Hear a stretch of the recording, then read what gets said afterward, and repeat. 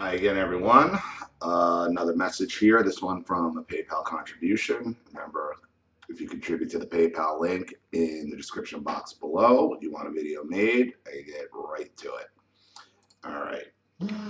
Due to the narc abuse I suffered and other stress and issues from daily life, the school community, etc., I struggle with complex PTSD, which involves low self-esteem, social anxiety, helplessness, and disassociation.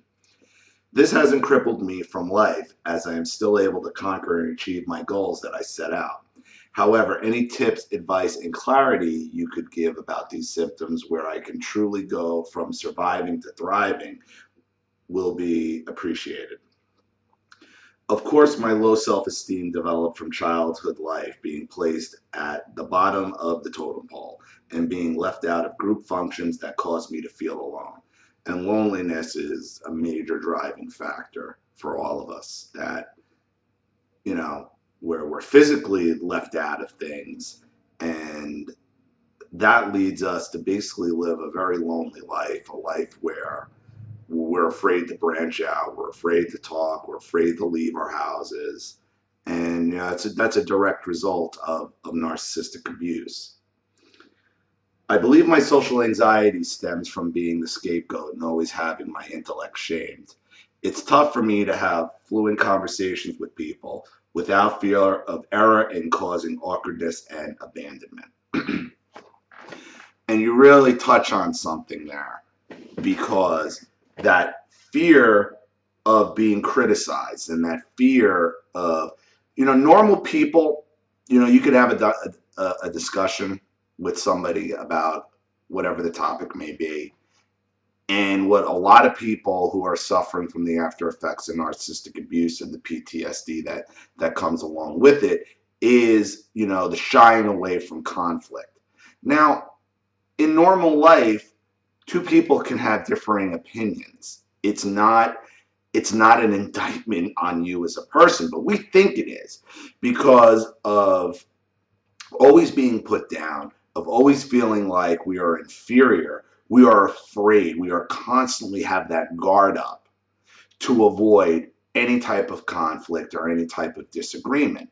Normal people disagree about things. That's completely normal. We have a problem with it and we become so appeasing to avoid it.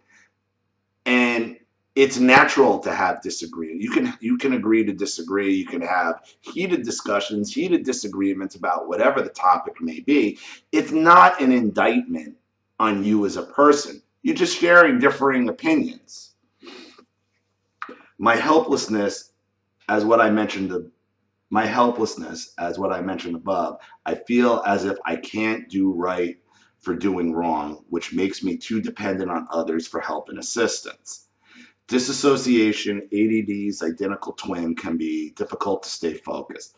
Up until now, before I took the red pill, I was defenseless to the bullshit that was happening to me.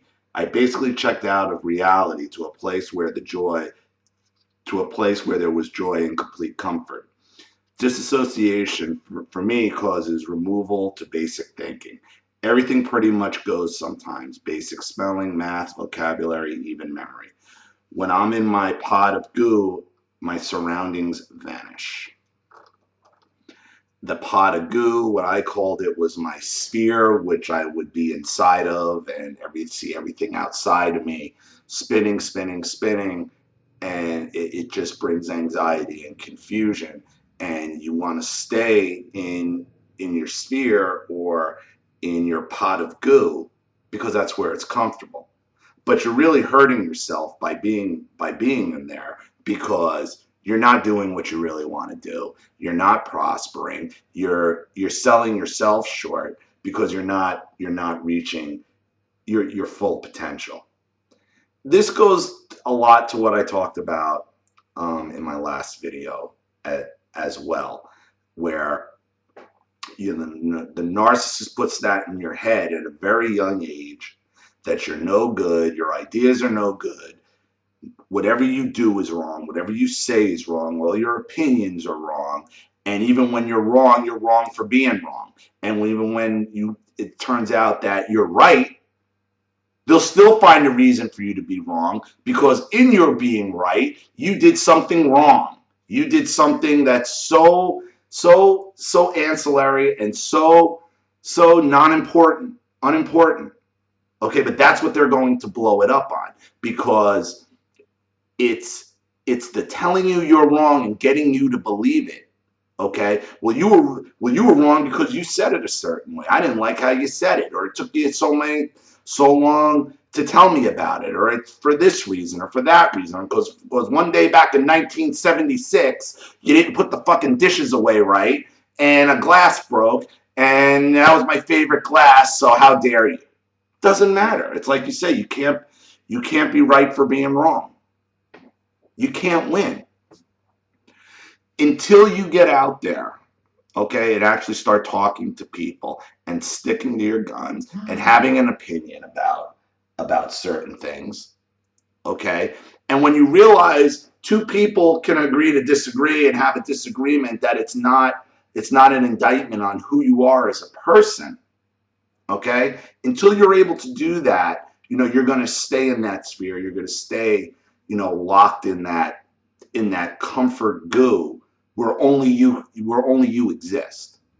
And you're not thriving, you're surviving. You're surviving, you're just getting by day to day.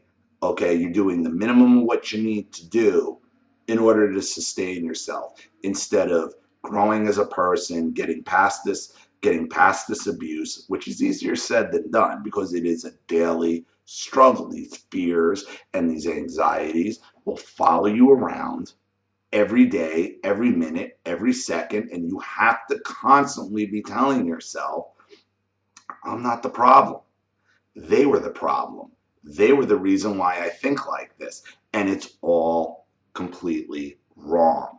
So thank you for your message. Thank you for your contribution. I hope this helps a little bit.